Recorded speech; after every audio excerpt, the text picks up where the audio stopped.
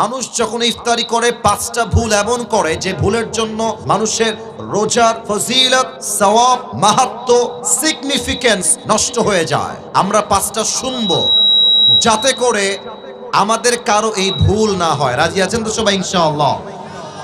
1 number, Ramzan মাসে অনেকে দেখবেন ইফতারি খেতে বসে একটা ভুল সবাই করে, বেশিরভাগ মানুষ দেখবেন মোবাইল ফোন নিয়ে রেডিওর আজান কখন হবে তারা রেডিওর আজানের অপেক্ষায় থাকে। এটা ভুল ধারণা, মাথায় রাখবেন। হাদিসে এসেছে নবী করিম সাল্লাল্লাহু আলাইহি ওয়াসাল্লাম বলেছেন, যখনই ইফতারির সময় হবে তোমরা তোমাদের ইফতারিকে গ্রহণ করো, আজানের জন্য অথবা অন্য কিছুর জন্য অপেক্ষা করবা না। আপনি যখন রেডিওর আজানের অপেক্ষা করেন, মাথায় রাখবেন, মনে করেন যে রেডিওর আজান হচ্ছে 6টা 5-এ আর আপনার ইফতারির টাইম হলো জেলার 6টার সময়।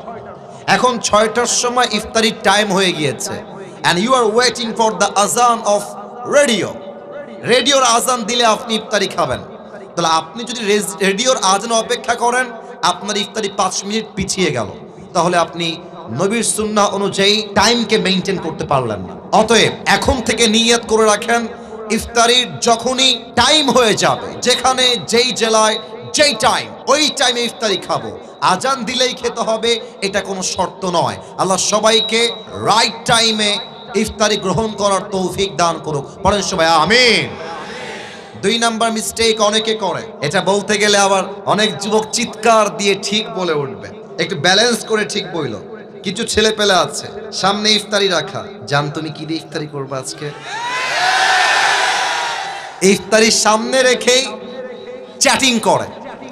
তো ছেলে রাখে, আমি তো আজকে বেগুনি করেছি, তুমি কি বেগুনি খাবার জান, তোমাকে দিয়ে আসবো। সব কনফার্ম জান্নাতি টাইপের মেসেজ তারা সেন্ড করে। এবং অনেক মুরব্বীকেও আমি দেখেছি ইফতারির সামনে রেখে আউল ফাউল কিচ্ছা কালাপ গল্প করে। না, ইফতারির খাবার সামনে রেখে this is the right time to make সাপ্লিকেশন। আল্লাহর হাবিব বলেছেন, ইফতারির সামনে রেখে যেই বান্দা আল্লাহর কাছে দোয়া করে, আল্লাহ বান্দার দোয়াকে সঙ্গে সঙ্গেই কবুল করে নেয়। সুবহানাল্লাহ পড়ে। অতএব ইফতারির সামনে রেখে don't talk with your girlfriend, don't use the TikTok, don't use your YouTube. কোনো কিছু ইউজ হবে না, কোথাও টাইম ওয়েস্ট হবে না। ইফতারির সামনে রেখে অনলি দোয়া is allowed and nothing is allowed. ঠিক কিনা বলেন? ইফতারির সামনে রেখে আমি সবার থেকে জানতে চাই, আমরা সবাই হাত তুলে কি করব? একটু জোরে বলেন, ইফতারির সামনে আমরা হাত তুলে কি করব? 2 নাম্বার শেষ। 3 নাম্বার, অনেকেই ইফতারি খাওয়ার সময় মনে আমাদের জোশ উঠে যায়, খেয়ে দে পেট এমন লোড হয়ে যায়, মাগরিব পরে একটা ঘুম দেয়, তারপরের দিন সাহরি খাওয়া মিস হয়ে যায়। আর বিশেষ করে দেখবেন কিছু ছেলে পেলে আছে খাইতে বসলে গরু ফেল করে ফেলে, আর ইফতারি এমন ভাবে খায় জীবনে মনে খাবার চোখেই দেখে নাই। এটা হাদিসে নিষেধ আসছে, এত বেশি খাওয়া যাবে না। একটু ব্যালেন্স করো, একটু ব্যালেন্স করো। পানি খাও, ফলমূল খাও, আর জাস্ট একটা পেঁয়াজি বা আলুর চপ খাও। যত ভাজা পোড়া কম খাবা, তোমার পেট ক্লিন থাকবে। যত কম খাবা, ইবাদতে মনোযোগ থাকবে। যত কম খাবা, শরীরটা ফিটনেসটা ভালো থাকবে। অতএব ইফতারি আসলেই আবেগ দিয়ে নয়, বিবেক দিয়ে ইফতারি খাওয়া লাগবে। ঠিক কিনা বলেন? আচ্ছা, বেশি খেলে ক্ষতি কি হয় খেয়াল করা। খুব খেয়েছেন আর যখন উঠবেন দেখবেন যে আর উঠতেছে না, গা লেগে গেছে মাটির সাথে, তখন কি মনে হবে যে মাগরিবটা আজকে মসজিদে যাব না, বাসায় পড়ে নেই। মাগরিব পড়ে দেখবেন যে এত ক্লান্ত শরীর লাগবে যে আপনার তারাবি পড়ার মনটা হারায় যাবে। বিধায় ইফতারি হবে সীমিত, ইবাদত হবে বেশি বেশি। ঠিক কিনা বলেন? 3 নাম্বার শেষ, বাকি আছে আর মাত্র 2টা। 4 নাম্বারটা খুব খেয়াল করবেন, এই মিস্টেকটা আমরা অনেকেই করে থাকি। অনেকেই দেখবেন ইফতারি সামনে রেখে সবার আগে পেঁয়াজি মুখে দেয়, সবার আগে আলুর চপ মুখে দেয়, মানে যার যেটা পছন্দ। অনেকে দেখবেন যে পানি এমনে হাতে নিয়ে এভাবে থাকে, শালা আজান খালি দিক আছে, খায় সাবার করে ফেলবে একেবারে।